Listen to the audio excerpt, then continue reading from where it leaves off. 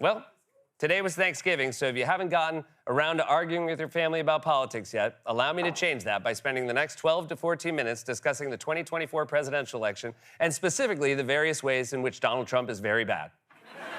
Brace yourselves, it's time for a closer look. It's Thanksgiving, which means it's the end of a long day where everyone's been chugging red wine and awkwardly smiling at uncomfortable family stories like Ron DeSantis on a debate stage. And if you're watching this on Thanksgiving, there's a good chance you either are or are with a weird uncle. Now, if you're with a weird uncle, blink once to let us know you're okay. And if you are a weird uncle, blink 1,000 times like you did when your niece told everyone how she met her girlfriend at Brown. Perfect, we're off. It's great to be with all of you. And by the way, I just want to say I personally have nothing against weird uncles. We all have them. They play an integral role in the family dynamic. It's how younger generations learn about stuff like Pull My Finger, members-only jackets, Svengoolie, off-track betting, and the non-pillow products sold by Mike Lindell. Yeah, he makes great slippers too, but the liberal media won't tell you about that. He's even got a whole line of fake mustaches called My Stash. Touch it. Feels real, right? Yeah, they make it from horsehair. I don't know. I think they grab the tails while they run by. So weird uncles are fine, but there is a delicate balance when one enters an ecosystem. A solitary weird uncle, that's manageable, but too many weird uncles and chaos is upon you. And that's what's happened to American politics, which in recent years has become dominated by weird uncles. Guys like Lindell or Steve Bannon or Rudy Giuliani. In fact, the weird uncles all seem to gravitate toward each other and team up together, kind of like Voltron, if Voltron had a Ziploc full of pills in his glove compartment. Just this week, Lindell was on Bannon's streaming show or podcast or transmission from his volcano lair or whatever the hell it is, where Lindell claimed that a recent judge's ruling in Georgia that had nothing to do with him and did not even mention his name had somehow vindicated him for spreading election lies, proving that he is not a conspiracy theorist. He even brought props and a costume to really drive home the point. Well, first of all, Steve, I get to take off my tinfoil hat. You know, that's what that judge said. We're not a conspiracy theory guy anymore. Praise the Lord. First of all, I love that we're at the point where Mike Lindell is actually wearing the things I used to ask my graphics team to Photoshop on top of him. Second of all, that's not what tinfoil hats are supposed to look like. They're pointy. You don't just wrap tinfoil around a baseball cap. You look like a cabbie from a bad sci-fi movie. Hand it to Mike Lindell, who can do a thing only crazy people do in a way that is even crazier. If you were wearing a regular tinfoil hat on the subway and Mike Lindell sat down next to you in his, you'd move to the next car. That guy is crazy. Where was I? Oh, the government's sending brainwaves. Third, did you mean to take off your glasses? I mean, was that part of the costume? You're not Clark Kent, dude. We know it's you. You look like a side character from the Where's Waldo universe called Looney Lindell. I think Lindell's real fear is that if he keeps wearing the glasses, he might see where he screwed up the math and realize he's wrong about the election results. The vote totals were manipulated by the machines. You can say here that they don't add up and oh, wait a second. Oh, brother, hold on. I thought that 7 was a 2. That changes everything. Okay, Joe Biden's definitely president. My bad. Nonetheless, this gang of weirdos in Trump's orbit is once again inching closer to power. As polls show, the presidential race is essentially a dead heat just a year before the election. Trump has promised that this time around he'll stock his administration with loyalists who obediently follow his every command. And his former aides from his first term, like his ex-chief of staff, John Kelly, have been out there sounding the alarm about just how bad that would be. The Washington Post interviewed 16 former Trump advisors who are now speaking out against him publicly. And that includes John Kelly, who was the longest-serving chief of staff for the former president. Kelly tells the newspaper this: what's going on in the country that a single person thinks this guy would still be a good president when he's said the things he's said and done the things he's done? It's beyond my comprehension. He has the support he has. I think we're in a dangerous zone in our country. I do appreciate the warning he's trying to give us, but Kelly saying we're in a dangerous zone now is like one of those weather guys who reports live from inside a Category 5 hurricane, clinging to a light pole while a shark swims by in waist-deep floodwater saying, the wind's really starting to pick up out here. You might want to rethink your picnic. And if you do have any food, make sure to wrap it up like this. I also love when it finally dawns on these former Trump guys how the rest of us have felt for the last 7 years. It's 2023, and suddenly they're like, oh, goodness, I don't get it. How can people support this guy? You worked for him. It's like if someone said, how can anyone listen to Hall & Oates? And you turned around to see who it was, and it was Oates. So Trump's former aides are now speaking out because they can't believe he's actually in a dead heat with Biden, and Trump has made his plans extremely clear. If he wins the second term, he'll weaponize the Justice Department to crush enemies he's referred to as vermin. That's not an exaggeration, that's an exact quote.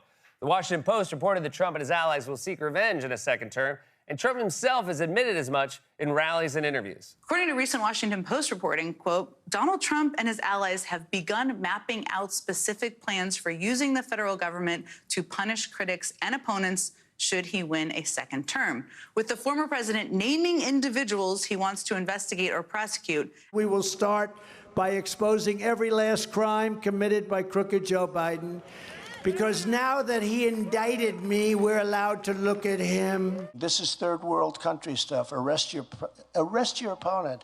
And that means that I could do that too. If they want to follow through on this, yeah, it could certainly happen in reverse. It could certainly happen in reverse. What they've done is they've released the genie out of the box. Yes. Famously, that is the saying. They released the genie out of the box, they opened Pandora's lamp, and they let the cat out of solitary confinement. And look, this couldn't be farther down my list of complaints about Donald Trump, but genies live in lamps or bottles. You know, things with openings that are conducive to smoke-based beings making a dramatic exit. How would a genie even come out of a box? You just rub the sides of random DHL packages? And if you get lucky, a voice from inside says, I am the genie of the box. You're gonna need to poke a hole in the side for me. And I'll tell you this much, there's no way a box genie has 3 wishes to give. If a genie's in a box, that genie's in a bad place in his life. If anything, he's gonna need to borrow a wish from you. Genie of the box, I wish for fame and fortune. Oh, that's a good one, wish I thought of that one. I used my last wish to get Aaron Rodgers on the Jets. The bet on that one, should've wished for stronger ankles. Okay, I think I'm gonna get back in my box now. Also, can we go back to this? This is third world country stuff. Arrest your opponent. And that means that I could do that too. Only Trump would call something third world in one sentence and then immediately brag about doing it in the next sentence. It's disgusting what they're doing to me. Only a truly appalling, cretinous, subhuman monster would ever stoop to such grotesque and horrifying lows, which is why I'm very excited to announce that I will soon be doing the exact same thing. Of course, there's a massive difference between what Trump has promised to do and what prosecutors are currently doing to Trump. Trump is facing 4 different criminal cases, including one in Washington, D.C., for what we all saw with our own eyes, his attempt to overturn the election. Trump, on the other hand, wants revenge because he's still fixated on all the investigations of his very obvious criminal behavior. At rallies, he started doing a new bit where he compares his indictments to those of Al Capone, although the stories about Capone keep changing. Here's the latest version. I've been indicted more times than Alphonse Capone. He's the most vicious of all gangsters. If he took you to dinner and if you didn't look proper, if you laughed a little bit, he might think you're laughing at him. It's dangerous to laugh. He'd kill you immediately. He was indicted 1 time. I was indicted 4 times. Okay, so he definitely is thinking of the famous scene from Goodfellas. He probably thinks Joe Pesci is Al Capone. Al Capone, the most vicious of gangsters. The only 2 people who could take him down were Elliot Ness and Kevin McAllister. You know, I met Kevin McAllister once. He was lost in New York. It was very sad. Very sad. Also, it shouldn't bother me this much, but I hate how he says Alphonse Capone. He's so proud he knows what the Al is short for. He knows 1 fact, and he's walking around like he's Ken Jennings. He probably only knows it because a box genie told him, for my first wish, I want to be president again. Oh, no can do. That's way above my pay grade. I can tell you what Al Capone's full name is, though. You want that? That's not a wish, but it's a pretty good fun factoid. All right. I'm gonna get back in the box. So Trump wants to seek revenge on his critics because he's fixated on all the investigations he's been through. He's even still obsessed with the Russia investigation. At a rally just a few days ago, he went out of his way to bring up one of the more salacious rumors that was flying around about his personal life back in 2017. This is the greatest witch hunt. It started with Russia, Russia, Russia. Remember that? He was with 4 hookers. You think that was good that night to go up and tell my wife, it's not true, darling, I love you very much? It's not true. Actually, that one she didn't believe because she said he's a germaphobe. He's not into that, you know? He's not into golden showers, as they say they call that. He's not. I don't like that idea. No, I didn't. I thought that would be a big problem. I was going to have a rough night, but that one she was very good on. She said, no, you're okay on that one. Dude, not even Democrats are thinking about the P-tape anymore. But when you come out 6 years later and deny a story everybody forgot about, I have to think, maybe it's true. If someone came up to you at your 20th high school reunion and said, by the way, I'm not the one who put the sardines in your locker, then you just solved that case. My favorite part is when he said Melania didn't believe that one. Like, there are plenty of other stories she definitely believed. She didn't believe the golden shower story, but when the news broke that I asked a porn star to spank me with a Forbes magazine while we watched Shark Week, she said, that sounds like my Donald. Also, let me just say, I never believed the golden shower story either. I mean, Trump barely looks like he takes regular showers. I mean, look at him. He's always red-faced and sweating like he's been in the kitchen all day making Thanksgiving dinner, accidentally sticking his own head in the oven. You don't need a doctor to tell you this isn't healthy. Even the Butterball hotline would take one look at this pic and be like, he's overcooked. Looks like he should be served on a plate next to some yams and a green bean casserole.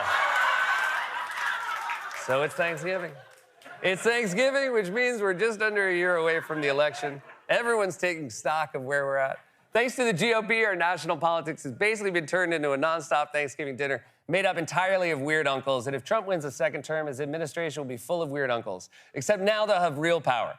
So let that thought sit with you tonight while you're pouring all of that delicious gravy all over those oven-roasted turkeys. Honestly, I'm getting hungry just thinking about those. Golden showers.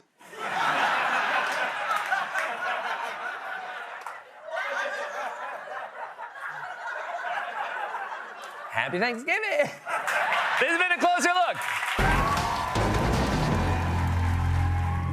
Hey, everybody, thanks for watching A Closer Look. And as a reminder, my brother Josh and I have started a new podcast called Family Trips with the Myers Brothers. We hope you listen. We hope you like it. And see you soon.